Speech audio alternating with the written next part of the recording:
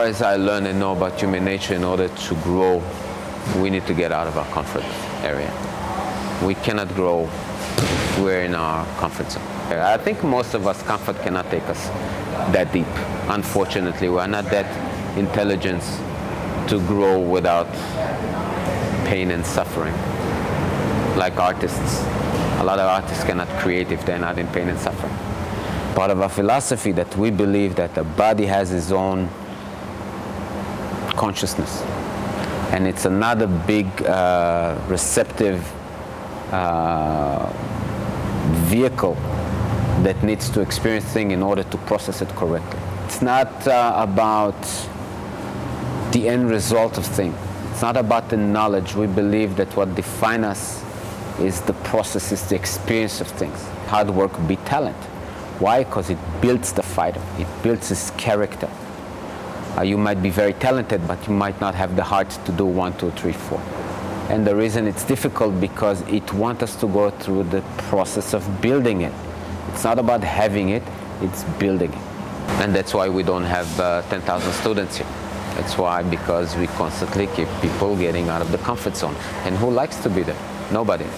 So the question is, how deep you want to take yourself. Comfort is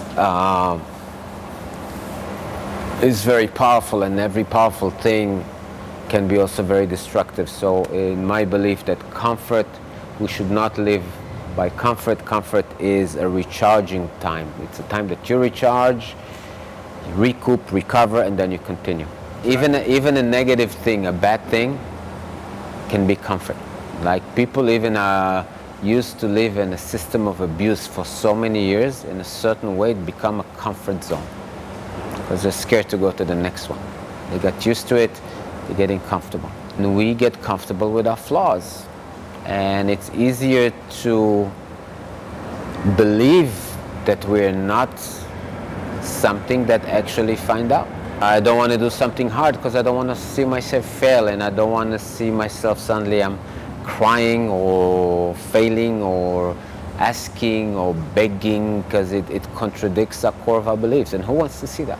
It's hard for us to see the complicity of life. That's what we tend to black or white, right, left. We most of the time, therefore, we're not in the center. Get out of the comfort zone. Get out of the comfort zone.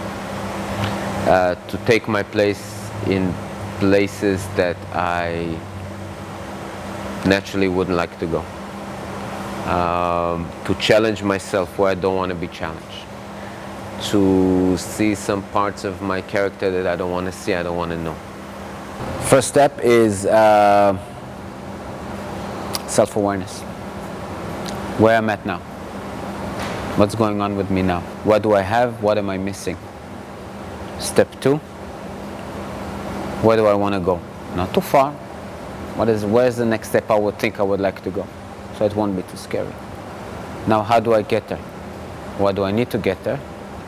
And how do I get those things in order to get there? We need pinpoint in a map.